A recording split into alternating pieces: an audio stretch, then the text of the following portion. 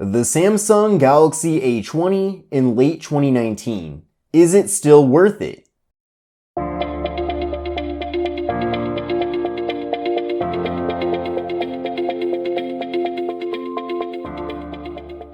Hi everyone, this is Kevin here, and in this video we're going to be discussing whether or not the Samsung Galaxy A20 is still worth buying now that we're in November of 2019. But first, I'd like to show you several cases from Ghost Tech that you can pair with your Galaxy A20. Thank you Ghost Tech for sending these out and for sponsoring this video. I thought this would be a pretty good partnership between me and Ghost Tech because they make very good quality cases, and I'm sure many of you are looking for extra protection for your device. Now this first case is called the Covert 3 by Ghost Tech. This is being offered for $14.98, and you can find a link to it in the video description.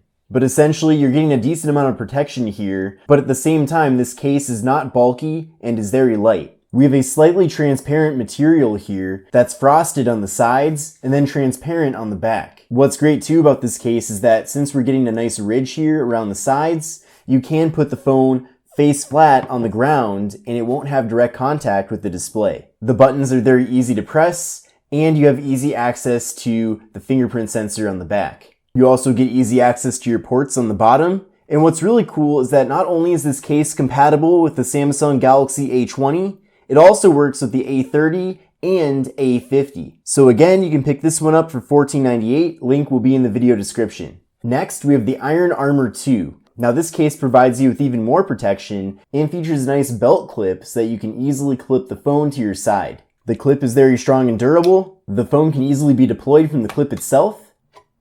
And you even get a nice built-in kickstand.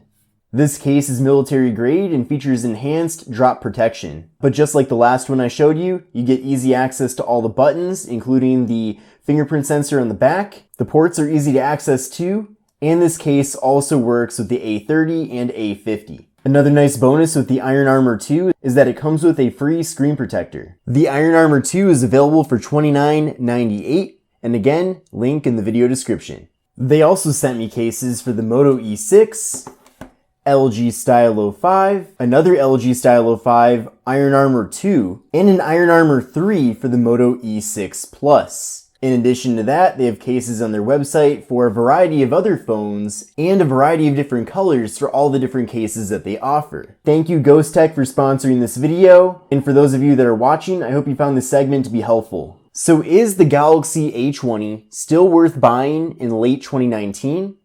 I definitely think it is. It's certainly very competitive. There are some things with this phone that I definitely hope are improved on in 2020 when the inevitable successor to this phone comes out. But as of right now, it's certainly very competitive. My favorite feature at this point definitely has to be the display, and the fact that the display is AMOLED. Seriously though, that's not just a marketing talking point. AMOLED displays, and especially this one, look amazing. Colors really pop, viewing angles are fantastic as well, and despite this display being 720p and not 1080p, it still does look really good. It's great for watching video content, going on social media, and browsing the web. Every time I compare this phone to a phone that features LCD, this one always comes out on top. Now the display itself is nice and large at 6.4 inches. It does feature a 19.5 by 9 aspect ratio, which means that it's a little bit slimmer but taller, but that's great because nowadays we're all scrolling our social media feeds, and because of that, having a display in this shape makes it very well optimized for that. Now up top here we get an 8 megapixel front facing camera, then on the back we have a dual camera setup, we have portrait mode on this phone, and with the main camera we get 13 megapixels, and the secondary camera is 5 megapixels. Now what's cool about the secondary camera is that it's a wide-angle camera, and still, at this point in late 2019, that's a feature that you don't find too often with budget smartphones. Now some recent devices that have come out, such as the Umidigi X, do feature a wide-angle camera, but it's still not a mainstream feature that you can find with budget smartphones. Now, having a wide-angle camera is certainly no gimmick. It's a feature that cannot be replicated digitally, and it really does make a big difference. For example, this is how things look with the standard camera on the phone. Definitely very nice, everything is super clear, but watch this. I'm going to switch over to the wide angle, and you can see how much more content here fits into the frame. Now that feature definitely comes in handy when you're taking photos outdoors. Maybe you're going on vacation and you're sightseeing and you want to take photos of the scenery around you. Well, there's nothing better than using a wide-angle lens to take a photo like that. Another reason why I'm a big fan of wide-angle cameras is because it changes things up.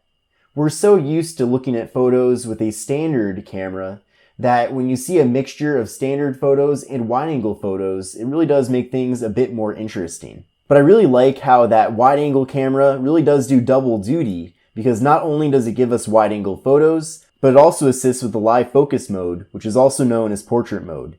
So you're getting nice native portrait mode with this phone. It's not just blurring out the corners or the sides. It really is a true portrait mode live focus mode. Another funny thing too is that when people think of the Galaxy A20 being a budget device, they generally think that it is a small device, but that really isn't the case at all. Like I mentioned before, the display is 6.4 inches, and this phone really is large in size, but certainly not in a bad way. It's pretty close in size to an iPhone 11 Pro Max, but that's definitely a good thing because nowadays, everybody's using their phones for content consumption, and having a large display makes that experience a lot better. Now the fingerprint sensor is holding up very well, it's nice and quick still, and I really have no complaints about it. Having 3 gigs of RAM on this phone also isn't anything that's really bothering me. Of course, it would be nice to see it have 4 gigs of RAM, but 3 is enough. But considering that you can pick this phone up for under $180, 3 gigs of RAM is pretty much expected.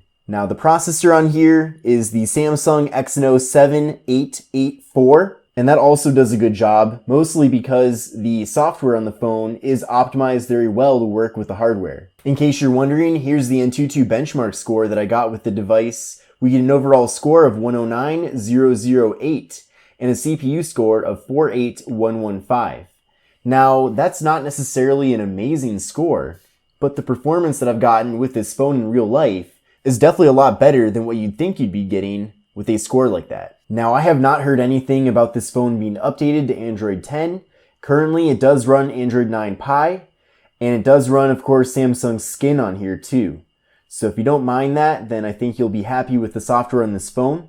Another bright spot with the Samsung Galaxy A20 is the battery capacity. Now, this device features a 4,000 mAh internal battery, which definitely is very beefy. Now, the phone features 32 gigabytes of internal storage with SD card expansion. Now, that's definitely something that I wish was a bit better. I wish we did get more internal storage with the phone. Definitely would like to see 64 gigs as a minimum with the successor to this device. Thankfully though, 32 gigs is enough to get by, at least for me with a budget phone.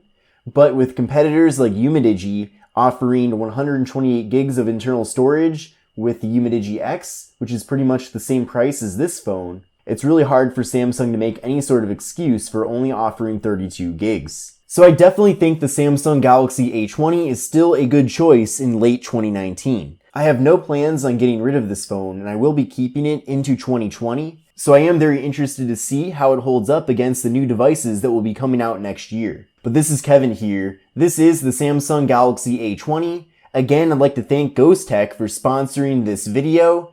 Definitely make sure to check out the cases that I featured earlier in the video, as they're great options to give your device more protection. And if you're looking to buy the Samsung Galaxy A20, there will be a link in the video description to where you can pick it up on Amazon. So definitely check that out.